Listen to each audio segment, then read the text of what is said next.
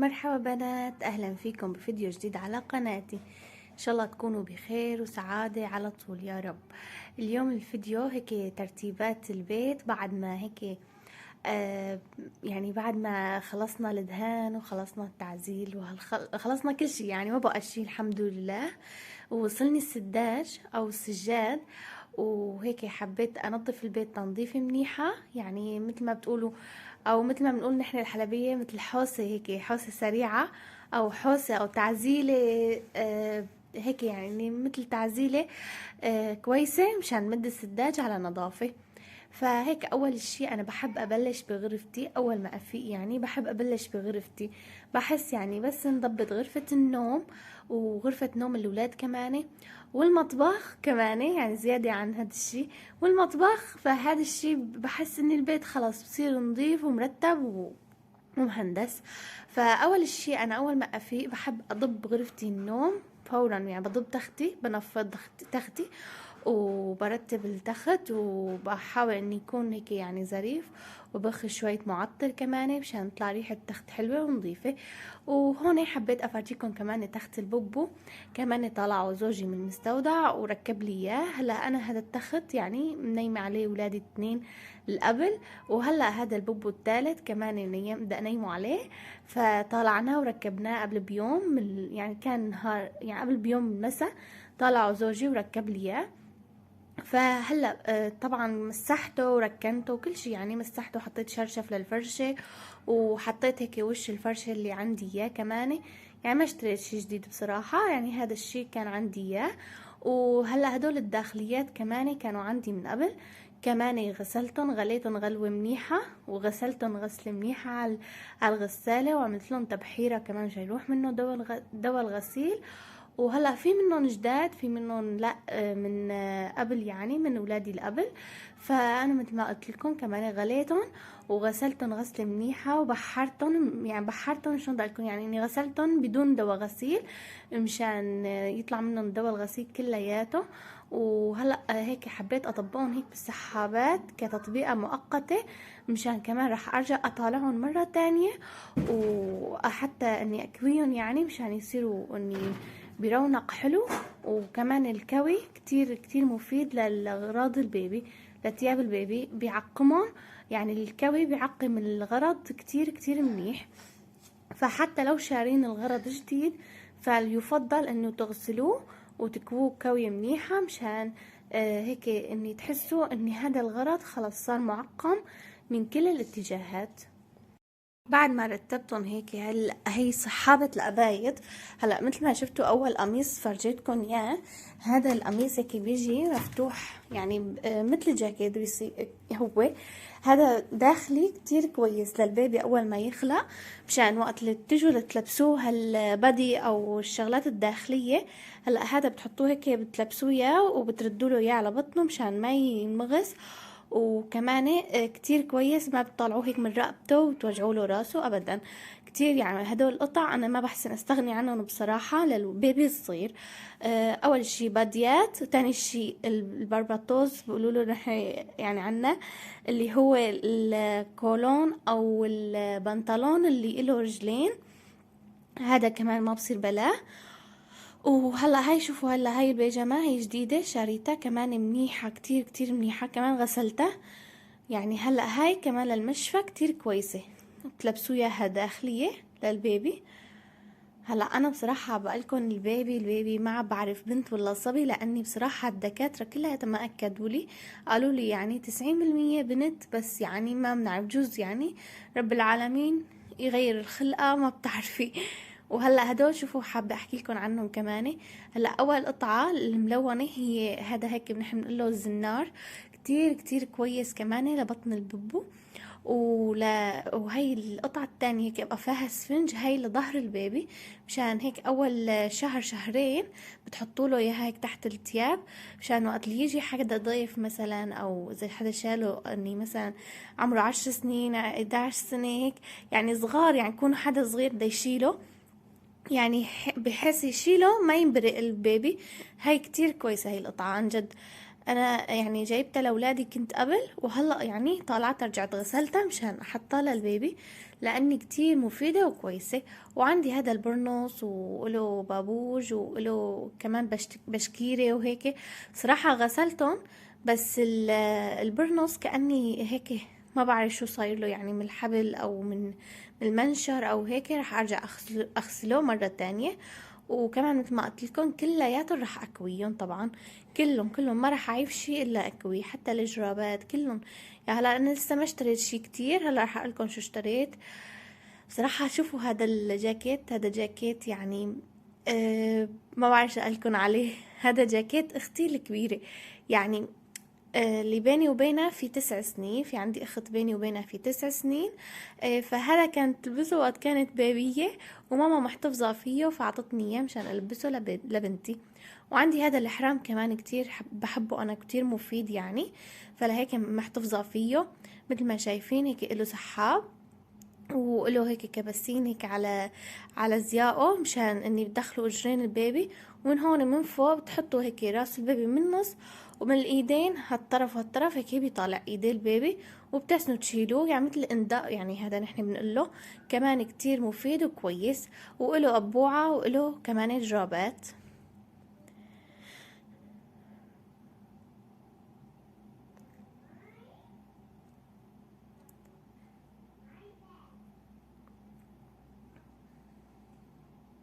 هلا القطعة اللي اشتريناها بصراحة هي بس، يعني اني هي القطعة اللي اشتريناها. بصراحة بدي اشتري كمان طقم نزلة، وبدي اشتري كمان الي شوية شغلات خاصة فيني ان شاء الله.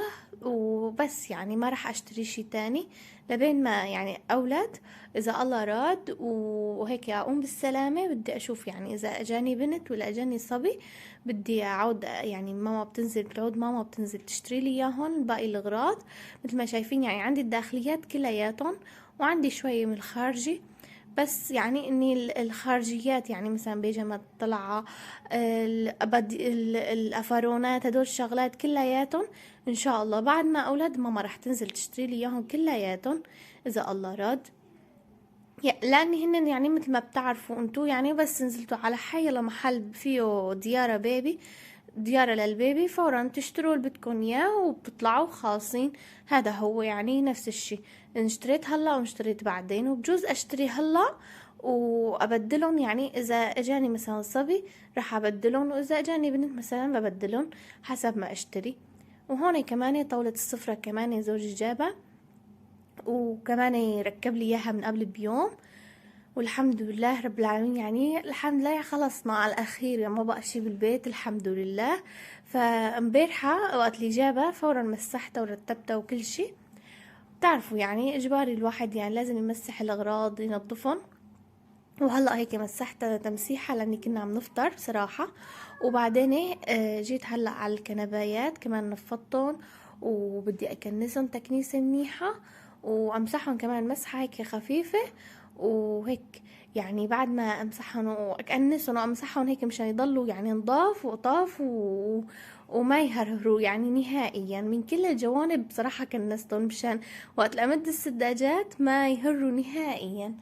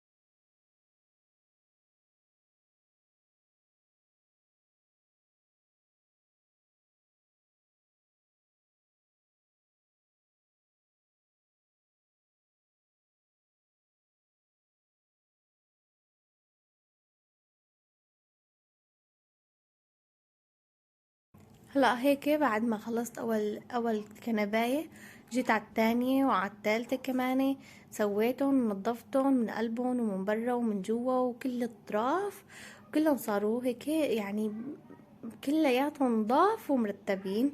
والحمد لله رب العالمين، عن جد ما في احلى من النظافة، ما في احلى من الرتابة. انا بصراحة ببيتي عندي قاعدة، يعني بحب اسوي كل شي يعني اول باول، ما بحب اترك شي نهائيا. وهون بصراحة انا كتير كتير كتير كتير زعلانة على هاي الزرعة. ايش شو لازم اعمل؟ اللي عنده من هاي الزرعة اللي بيحسن يعني يفيدني، يكتب لي بالتعليقات اني ايش اجيب دواء، ايش هذا.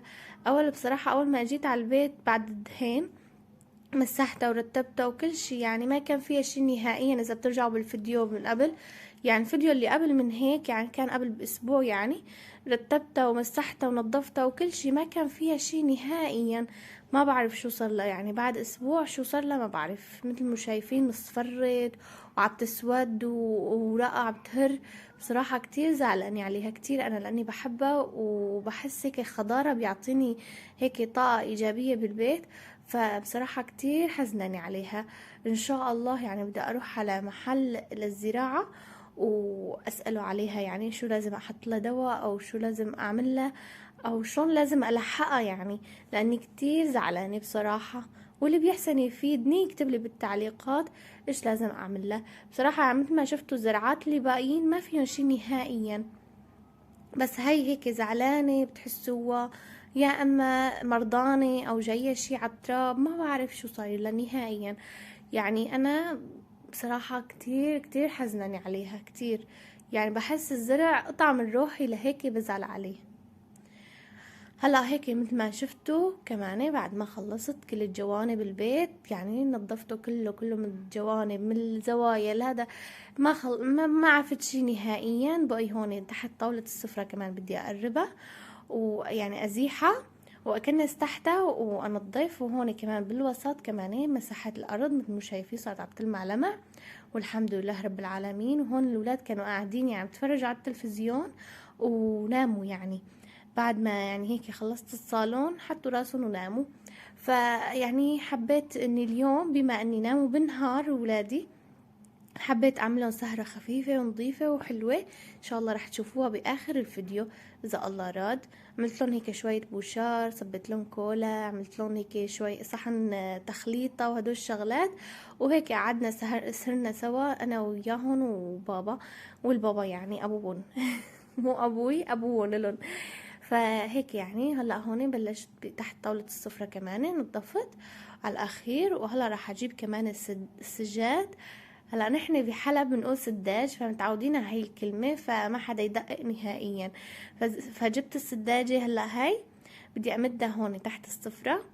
هلا في ناس ما بيفضلوا اني يحطوا سداجة تحت السفرة طاولة السفرة. انا لا، من الناس اللي كتير كتير بفضل اني احط سجادة وبتتكنس. يعني اذا جبتوا هاي الكناسة بتكنسوا تحتها وخلصنا. يعني كتير يعني بتضل الارض نظيفة، بتضل يعني معلش بتاكل دعك هالسداجة ما بأثر عليها. بس هلا بدي اخد رأيكم بشغلة، يعني هلا بس امد السجاد بدي اخد رأيكم بشغلة. وانتوا قولوا لي بالتعليقات اذا اعملها ولا لا. وهون استاذ ميمو كمان قبل ما ينام هون مد معي السجادات ورتب معي، الله يعطيه العافية. بصراحة بستنوني يعني ولادي بالدقيقة لبين ما امد السداجات. مثل ما شايفين هون بعد ما مديت السجادة رح احط الكراسي وارتب هون الزاوية. هون كان لازمني كمان الاراتي للطاولة، كتير هيك احب اشتري اراتي حلوين، اراتي يعني مدة او شو بتقولوا لا انتو، هيك يعني اني شي احطه على الطاولة مثل ارتي. كتير حلو، بدي اشتري ان شاء الله اذا الله راد، يعني بس انزل على السوق بدي اشتري ارتي. وبدي اشتري كمان من هذا النايلو اللي بيجي هيك بنمد على طاولة السفرة، بيجي شفاف، يعني كتير كتير كويس وما بيحرق الطاولة وما ما بيأثر ابدا على الطاولة ولا بتخرب الطاولة ولا بتحوط. فهون كمان مديت مادة الصالون. هلا بصراحة مادة الصالون او سجادة الصالون هي لونها خمري فما بتطبق معي على العفش، فجايبة هذا انا الغلاف السجادة كتير حبيته، ولونه كتير كتير هيك طبق على العفش، على الكنبايات وعلى طاولة السفرة. بدي اخذ رأيكم، اجيب واحد تاني احطه تحت طاولة السفرة ما بيصير احلى؟ بصيروا طقم بصيروا احلى بصراحة. يعني استشرت زوجي قال لي لا جيبي، يعني بصير احلى طقم يعني كامل واحلى. بصراحة ما فرجيتكم الممر او الكوريدور لاني بصراحة لسه ما مديت فيه سجاد. رح اشتري ان شاء الله موكيت، لاني الموكيت اللي كان عندي مثل شو بدي لكم مهتري، فبدي ابدله واشتري شي جديد يعني اذا الله راد. هلا يعني هالفترة ان شاء الله بس اشتري رح افرجيكم اذا الله راد.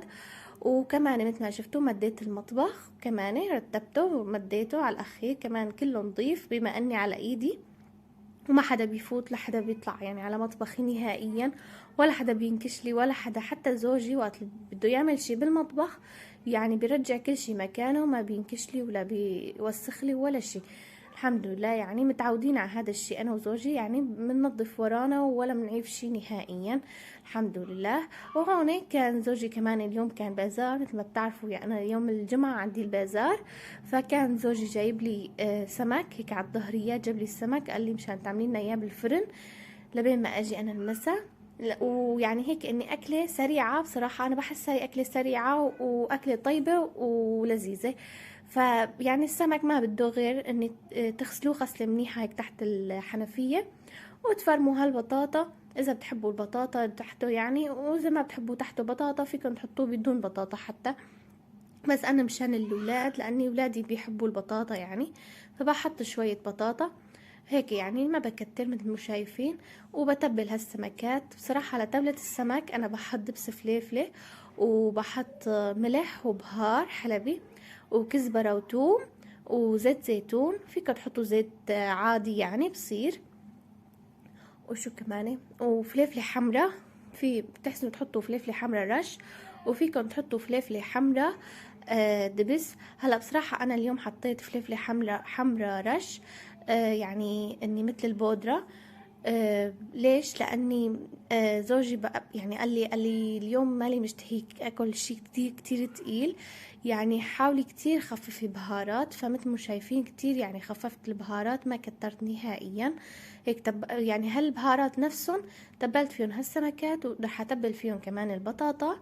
وانتوا شلون بتحبوا قطعوا البطاطا شلون يعني بتريدوا شلون بتحبوا تحطوا كمان تبلة حطوا.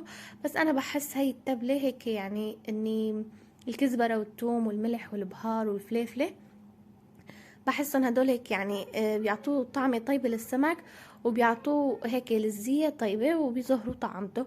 بس صراحة وقت انا بعمل السمك مقلي ما بحب احط له نهائيا ولا شي، بحب احط له بس ملح وقلته بالطحين واقليهم بالزيت الغزير ان شاء الله. بس بدي اقلي سمك بدي افرجيكم شلون انا بتبله وبقليه. وهون بصراحة يعني أنا حبيت أحطه بالفرن لأني يعني صار البيت كله نظيف، وبتعرفوا وقت الوحدة بدها تقلي سمك شلون بصير البيت، بس من ريحة بتحسوا البيت كلياته صار زفر. وهيك صار غدانا لليوم الحمد لله صار جاهز، وهيك الله يديمها يا رب نعمة ويحفظها من الزوال يا رب يا كريم. كمان مثل ما شفتوا هيك حطيت فليفلك على اطرافها، بحب زوجي الفليفله بالفرن، وحطيت هالليمونات من هون ومن هون وهيك يعني بحيث اني اذا في زنخه بتروح، بس ما في زنخه نهائيا. هي نوعيه السمك عن جد بنصحكم فيها كل الموجودين بتركيا، حتى برات تركيا انا شفت في يعني اني في بالمانيا ببلاد الاوروبيه يعني في منا هاي السمكه كتير بصراحه طيبه ولذيذة، ويعني مفيدة كتير هاي السمكة عن جد. اسمها هون بتركيا اسمها تشوبرا، نحن بنجيبها من البازار وفي بمحلات السمك في منا حتى. مثل ما شايفين هيك صار الأكل جاهز، ويا عين يا عين تفضلوا تفضلوا، كل مين يجيب صحنه وتتفضل. وطبعا حطيت جنبها الليمون، المخلل، البندورة، خيار، اللي بتحبوه انتو. بتحبوا تعملوا سلطة الجرجير كمان طيبة ولذيذة جنب السمك، بس انا ما عم بحب بصراحة السلطة، لهيك ما عملت. وهيك صرنا لنهاية الفيديو. ان شاء الله يكون عجبكم واستمتعتوا فيه وانبسطتوا فيه. واذا عجبكم لا تنسوني من اللايك فضلا وليس امرا، مشان يصل الفيديو لاكبر عدد من المشتركين وهيك تكبر قناتي فيكم. واذا ما كنتوا مشتركين بالقناة وحابين يصلكم اشعار بكل جديد عم نزله، انطروني فيديوهات جديدة. اذا حابين يعني يصلكم اشعار بكل جديد عم نزله، اضغطوا على زر الاشتراك وفعلوا زر الجرس على الكل، وانطروني فيديوهات جديدة وفلوجات جديدة وروتينات جديدة بقناتي شهد شانيل. سلامات.